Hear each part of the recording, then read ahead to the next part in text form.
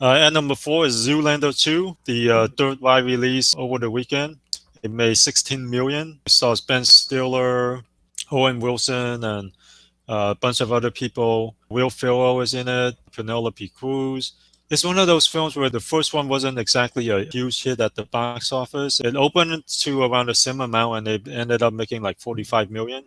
Hmm. But so many people mention this film, so many people quote from it. You have celebrities, you have sports stars, you have just film fans in general. People constantly mention Blue Steel and all these other things. And with all that said, with it having such a huge cultural impact, people were expecting this to do a lot better, but instead they only made 16 million. The first movie didn't do that well theatrically. It Mhm. made its money on home video. And I get a feeling that people kind of laughing along with the movie, kind of make fun of the fashion industry, for Mhm. example, right?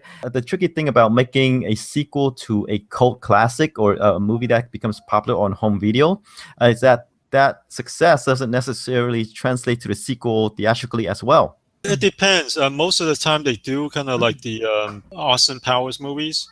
Hmm. Because the first Austin Power did about slightly better than the first Zoolander, Hmm. and it became, it made such a huge cultural impact that when the sequel came out, it was breaking records.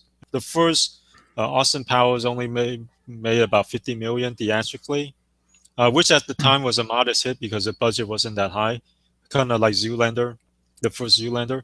But Hmm. when the sequel came out, it ended up opening to like 60 million and making like 200 plus million. Yeah, So with the sequel, I mean, they everyone won a piece, like Tom Cruise, Steven Spielberg, and Beyonce. yeah, so it has a similar setting with Zoolander 2. The only problem is Zoolander 2. Some people mentioned that this might be one of the reasons why it didn't do as well is it's 15 years later. And in Zoolander 2, everyone wants a piece of this sequel. Mhm. Pretty much from what I read, there are a lot of celebrity cameos Okay, in this okay, film. okay. And it's just one of those things for some reason, maybe it's too long, or maybe it's just not a very good movie, 22% on the tomato meter. Maybe because of the huge expectations, it disappointed.